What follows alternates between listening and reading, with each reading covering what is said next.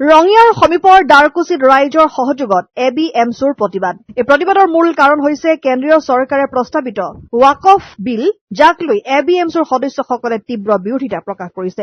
প্ৰতিবাদৰ অংশ হিচাপে ভাৰত-ভূটান আন্তঃৰাষ্ট্ৰীয় ঘাইপথত এই বিলৰ প্ৰতিলিপি দাহ কৰা হয় আৰু চৰকাৰৰ বিৰুদ্ধে এক ধৰ্ণা কাৰ্যসূচীও ৰূপায়ণ কৰা হয়। এই কাৰ্যসূচী পালন কৰি তেওঁলোকে নিজৰ ক্ষোভ আৰু অসন্তুষ্টিৰ কথা জনসাধাৰণৰ আগত তুলি ধৰিবলৈ চেষ্টা কৰে। তেওঁলোকৰ মূল অভিযোগ হৈছে যে এই বিলখনে মুছলমান সম্প্ৰদায়ৰ ধৰ্মীয় আৰু সামাজিক অধিকাৰৰ ওপৰত আঘাত হানিব, বিশেষকৈ ৱাকফ সম্পত্তিৰ ব্যৱস্থাপনা আৰু সুৰক্ষাৰ ক্ষেত্ৰত। ABMSৰ নেতৃত্বই স্পষ্ট কৰি দিছে যে এই আইনখন ভাৰতীয় সংবিধানৰ আৰ্টিকল 14 সমতাৰ অধিকাৰ, আৰ্টিকল 25 ধৰ্মীয় স্বাধীনতা, আৰ্টিকল 26 ধৰ্মীয় প্ৰতিষ্ঠান পৰিচালনাৰ অধিকাৰ আৰু আৰ্টিকল 29 সংখ্যালঘুৰ সাংস্কৃতিক অধিকাৰৰ সৈতে সৰাসৰি সংঘাতত আছে।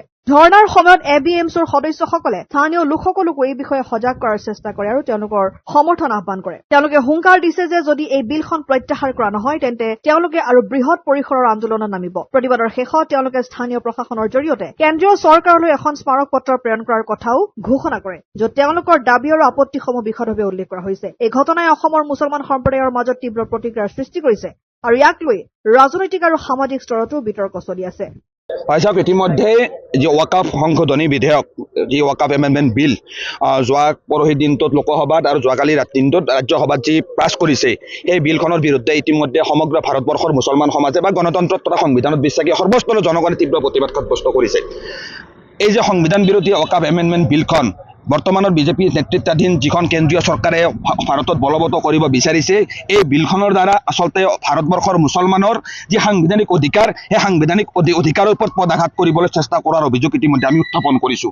আৰু এই বিলখন বাতিলৰ দাবী লৈ আজি ABMSে ভাৰত-ভূটান আন্তঃৰাষ্ট্ৰীয় ঘাইপথত এই বিলখনৰ বিৰুদ্ধে আমি প্ৰতিবাদ সাব্যস্ত কৰিছোঁ। এই বিলখনৰ প্ৰতিলিপি আমি দাহ কৰিছোঁ আৰু এই অসমৰ পৰা, এই BTADৰ পৰা, এই তামোলপুৰৰ পৰা আমি চৰকাৰক সকীয়াই দিব বিচাৰিছোঁ যে সংবিধানৰ ওপৰত আক্ৰমণ কৰিবলৈ, সংবিধানখন নস্যাৎ কৰিবলৈ সংবিধানে যি অধিকাৰ ভাৰতৰ মুছলমানসকলক, সংখ্যালঘুসকলক প্ৰদান কৰিছে, আৰ্টিকল 26 প্ৰতিটো ধৰ্মৰ মানুহক নিজৰ ধৰ্ম প্ৰচাৰ প্ৰসাৰৰ বাবে অনুষ্ঠান প্ৰতিষ্ঠান ইয়াত স্থাপন কৰা, সেই অনুষ্ঠান প্ৰতিষ্ঠানক এডমিনিষ্টাৰ কৰা অৰ্থাৎ পৰিচালনা কৰা, প্ৰশাসনক সম্পূৰ্ণ নিয়ন্ত্ৰণ কৰা যি অধিকাৰ ভাৰতৰ সংবিধানে প্ৰতিটো ধৰ্মৰ মানুহক প্ৰদান কৰিছে, সেই অধিকাৰ অনুসৰি দেশত ৱাকফ বোৰ্ড প্ৰতিষ্ঠা হৈছে। ৱাকফ বোৰ্ডৰ যি সম্পত্তিৰ ওপৰত সম্পূৰ্ণভাৱে মুছলমানৰ অধিকাৰ আছে আৰু মুছলমানৰ অধিকাৰ এনেকৈ কাঢ়ি ল'বলৈ কেতিয়াও দিয়া নহ'ব।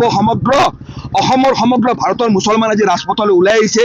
আজি দেশৰ 20 কোটি মুছলমানৰ কোনো ধৰণৰ দিহা পৰামৰ্শ নোলোৱাকৈ এনেকৈ মুছলমানৰ অধিকাৰ নস্যাৎ কৰিব পৰা এনেকুৱা ৱাকফ এমেণ্ডমেণ্ট বিল আমাৰ ওপৰত জাপি দিলে আমি কোনোপধ্যে মানি নলওঁ।